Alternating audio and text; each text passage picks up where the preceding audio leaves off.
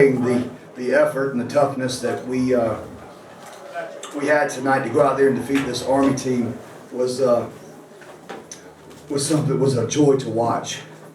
It really was, man. I tried to tell them before the game, and especially defensively, when you face an offense like those guys present, that it was going to be, a tough, physical ball game, and they would be, when I say exhausted.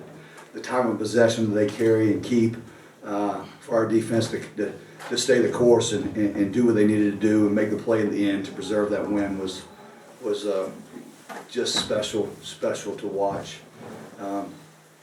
That Army bunch is a tough outfit. They do a great job, and boy, I'm so glad to get that one behind us and with a great victory. But I just our coaching staff, our football program in general, everyone that's involved with us, it's amazing just what they do and who they are and what they stand for. And we're sitting here at 5-2. I have no idea what the future holds for us, but I can tell you one thing: that's a gutsy group of men that are in that locker room right now celebrating.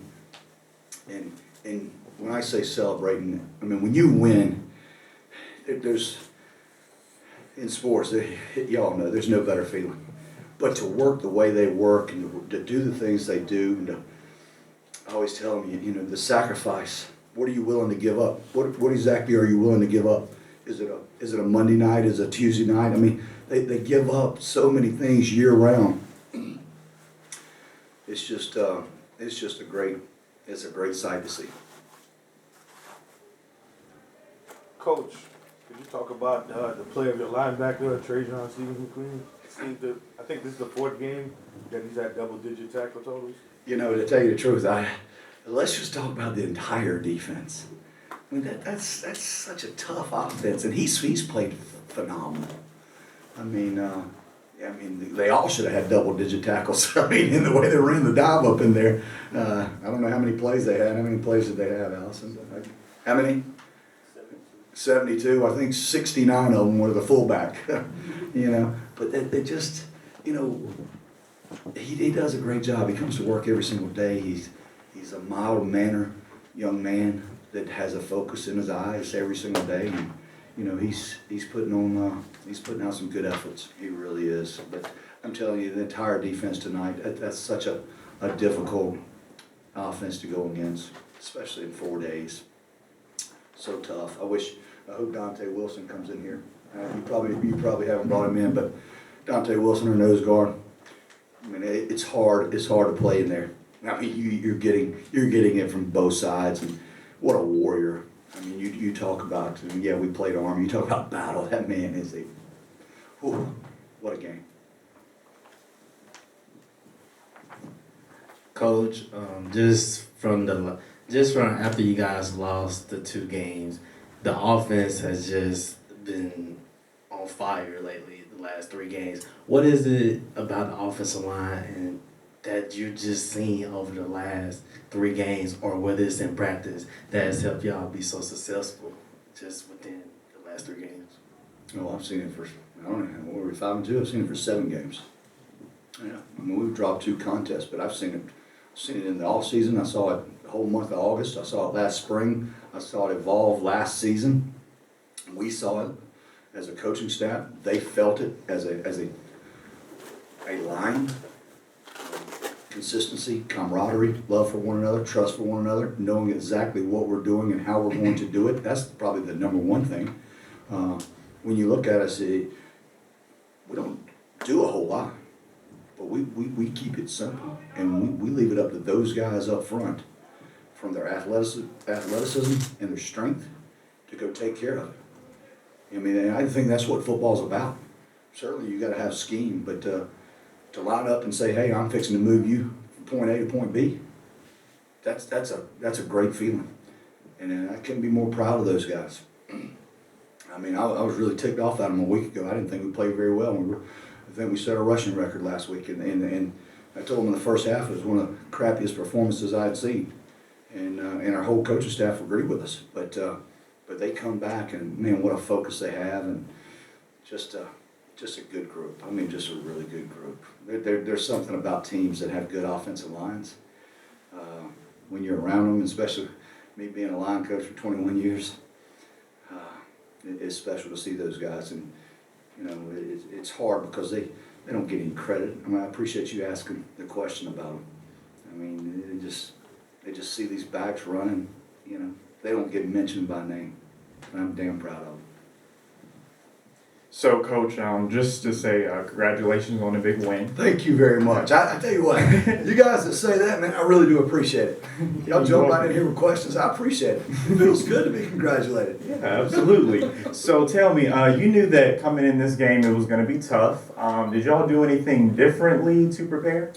No, I mean, you have to take some things out where we go against one another offensively and defensively, and we do a lot of that in our practices. And we're good on good in a lot of situations, and because of the scheme of things, you have to take some of those things out. You know, we can't go do a lot of pass scaling when they're going to see 72 runs, you know, out of them. We can't do a whole lot of that. So, yeah, that's probably the main thing that we had to do from a preparation standpoint is, you know, take some of that stuff out of us offensively, and we have to go against more scouts.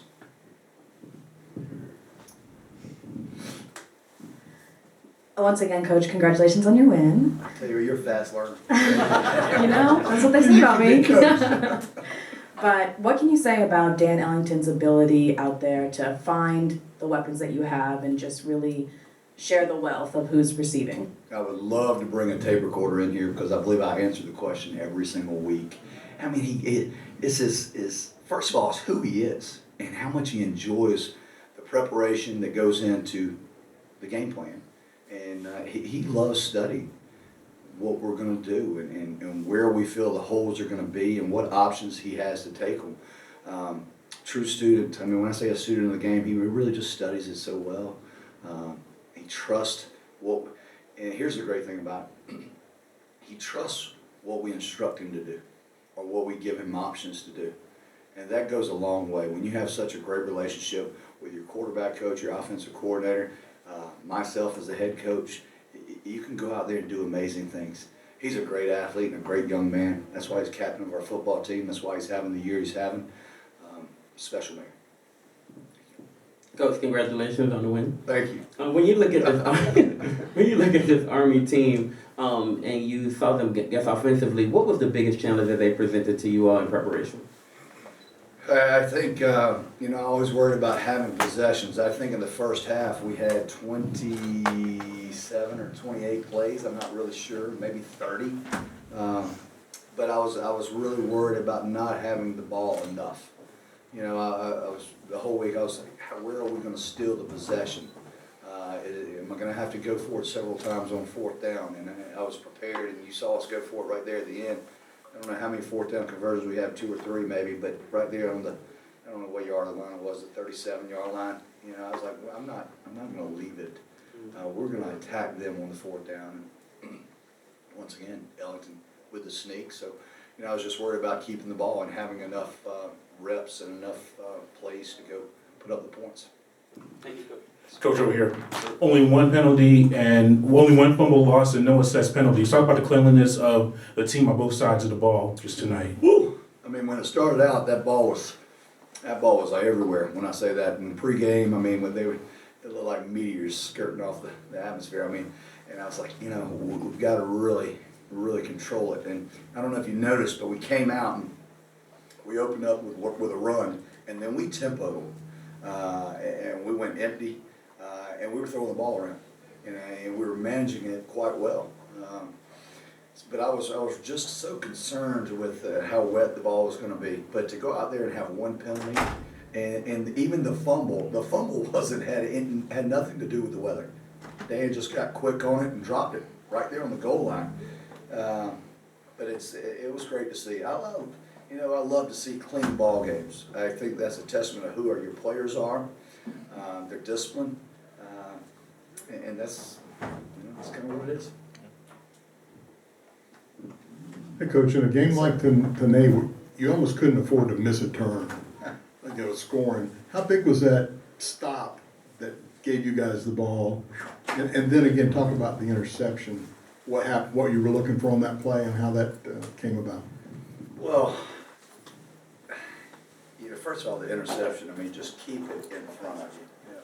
The down and distance, if you study them, kind of dictates when they throw and when they don't, and just what they were trying to do. So, just to sink a little bit and play off, and I wouldn't say verbatim, but be in position to make a play to knock it down was kind of our thought process there. But I'm sorry, I can't even remember what you asked. The stop. Oh God, the stop. Lord, I was, for those guys, all they were, I call it small ball. They were just hand to fullback, hand to fullback, hand to fullback, 4th and 1, we'll sneak it, playing the small ball, limit our possessions. For us to have the stop, I mean, was really all we needed. I felt, and we were so comfortable offensively, that we felt if we could just get that stop, if we could get that extra possession, we could put the heat back on. And that's exactly what happened. We certainly felt like it. It showed. There was a couple long 3rd downs that we had to convert, but we felt like once we got the stop, we were going to be able to control it and go down and score. Coach, it was a great night running the football. I noticed we didn't see Destin Coast tonight. Is there something to that, or something behind that? No, to tell you the truth, we go with the hot hand, and looks like Trey Barnett was the hot hand right there. 17 carries, looks like 108 yards, and that's kind of what we do, It has nothing to do with, I mean, they all can run it. They all can run it. But when you get a guy that's got a feel, why ruin that? Why take that away from him? And they all understand that. If Destin would have got in there just like he did a few games ago, if he would have had the feel, we would have rode him.